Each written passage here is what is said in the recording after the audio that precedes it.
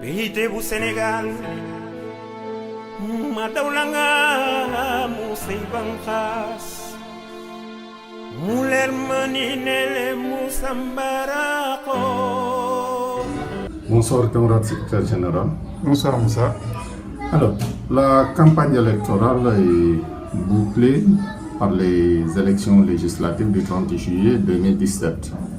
Nous notons entre autres une victoire éclatante de la coalition Benno Bokk Yakaar. Quel enseignement tirez-vous de ces élections? Comme vous l'avez dit, nous venons de sortir des élections législatives 2017 avec la proclamation des résultats qui sont flatteurs pour la coalition Benno Bokk Yakaar. La leçon majeure que nous pouvons en tirer, c'est que la coalition que nous sommes est en train d'agir dans le bon sens pour satisfaire les énormes besoins des populations sénégalaises. Nous sommes à l'œuvre par le PUDC, à l'œuvre grâce au PUMA, à l'œuvre grâce aux bourses familiales, à l'œuvre grâce à la couverture maladie universelle, à l'œuvre grâce à différents programmes de rénovation et de promotion de la vie des villes. Nous sommes en train de nous évertuer à restaurer l'équité territoriale, à faire de sorte que les Sénégalais se sentent au Sénégal, quelle que soit évidemment la localité dans laquelle ils sont. Alors ce message que nous sommes en train de délivrer par l'action nous semble parfaitement bien compris par nos concitoyens et nos compatriotes, et leur suffrage nous le témoigne. Bien entendu, ça ne veut pas dire que tout est fait, mais il y a déjà des jalons suffisamment parlants qui ont fait que nous avons engrangé les résultats que vous connaissez. Mais nous avons noté quand même des imperfections de la part de l'administration centrale et, si je peux être beaucoup plus direct, de la part du ministère de l'Intérieur sur l'organisation du processus en tant que tel. Beaucoup de Sénégalais, en tout cas bon nombre de Sénégalais, n'ont pas pu recevoir leur carte électorale, et je peux vraiment l'affirmer parce que moi j'en suis un parmi ces Sénégalais-là. Et même si on a eu la possibilité, grâce à l'intervention du chef de l'État auprès des instances habilitées, à pouvoir effectivement exercer notre droit de vote. Quelle lecture en faites-vous? Ce que tu viens d'indiquer montre que le chef de l'État a eu bien raison de prendre ses responsabilités à quelques jours de la tenue des élections. L'acte qu'il a posé après avoir recueilli l'avis circonstancié du Conseil constitutionnel, cet acte-là a permis à de nombreux compatriotes qui n'avaient pas encore reçu leur carte, quoi qu'ils soient inscrits, de pouvoir participer au vote. Que toi-même tu n'aies pas reçu ta carte montre que, évidemment, cette prise de décision n'était pas une prise de décision orientée vers simplement certains, mais elle était une prise de décision qui valait pour tout le monde. Maintenant, comme tu l'indiques, il y a eu beaucoup de dysfonctionnements. Certains électeurs inscrits n'ont pas pu recevoir leur carte. D'autres qui s'étaient inscrits et qui avaient leur carte n'ont pas retrouvé leur nom sur la liste.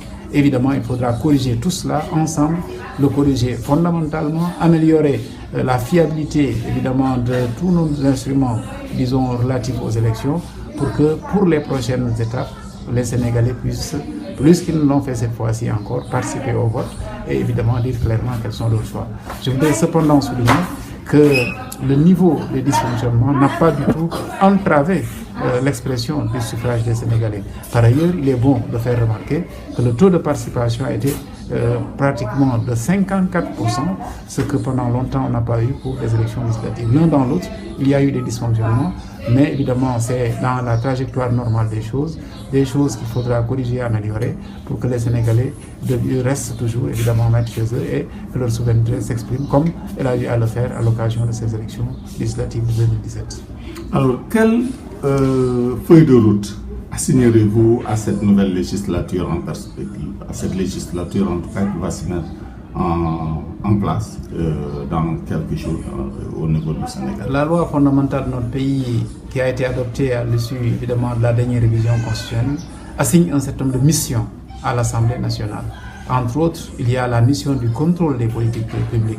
Nous attendons de cette Assemblée-là qu'elle se prononce sur ce qui se fait, qu'elle encourage ce qui va dans le bon sens, qu'elle soit vigilante par rapport évidemment aux engagements, par rapport à ce qu'il faut faire, par rapport aux lois qui sont prises pour que le Sénégal marche évidemment du même pas et du même rythme en direction de progrès partagé.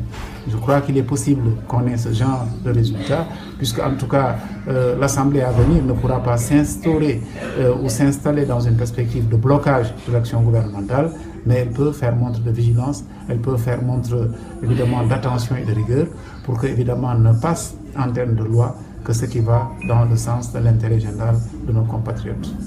Alors, une dernière question.